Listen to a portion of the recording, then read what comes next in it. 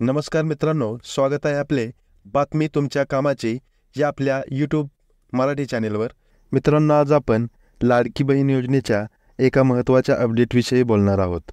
त्यामुळे हा व्हिडिओ शेवटपर्यंत पहा आणि व्हिडिओला लाईक करा, शेअर करा आणि चॅनेलला सबस्क्राईब करा। मित्रांनो, मुख्यमंत्री लाडकी बहीण योजनेचे पैसे महिलांच्या खात्यात येण्यास सुरुवात झाली आहे। मात्र अजूनही काही महिलांच्या खात्यात पैसे आले नाहीत।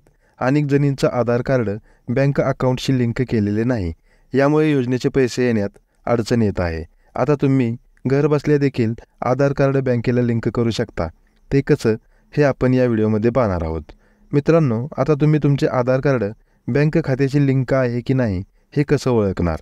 त्यासाठी सर्वात अगोदर गुगलवर जाऊन माय आधार असे सर्च करावे। त्यानंतर माय आधारच्या वेबसाईटवर क्लिक करून आधार कार्ड नंबर आणि कॅप्चा कोड भरून लॉग इन करावे। त्यानंतर log in with OTP click करा। त्यानंतर तुमच्या मोबाईलवर एक OTP येईल, तो तुम्हाला तिथे टाकावा लागेल। OTP टाकल्यावर लॉग इन करा।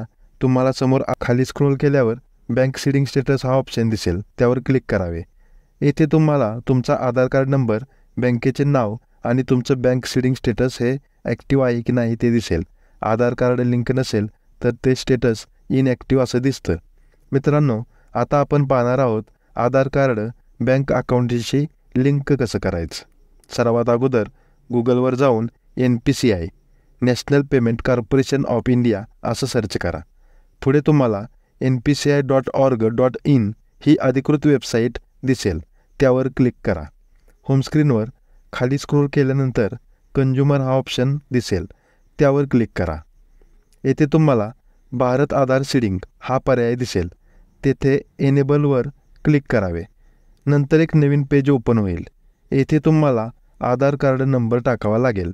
नंतर आधार नंबर लिंक करायचा असेल तर त्यासाठी रिक्वेस्ट फॉर आधारला सीडिंग या पर्यायावर क्लिक करावे। आधार कार्ड लिंक करण्यासाठी आता पुढचे स्टेप हे फॉलो करा। खाली तुमच्या कोणत्या बँकेचं अकाउंट लिंक करायचं आहे त्या बँकेचे नाव निवडा आणि फ्रेश सीडिंग अर्थातच नव्याने लिंक करण्याचा पर्याय यावर क्लिक करा। पुढे बँकेचा अकाउंट नंबर टाका। अकाउंट नंबर कन्फर्म केल्यावर खाली काही टर्म्स अँड कंडिशन दिसतील, त्या पूर्ण वाचा आणि त्यांचा स्वीकार करा। त्यानंतर खाली दिलेला कॅप्चा भरून प्रोसीड बटनावर क्लिक करावे।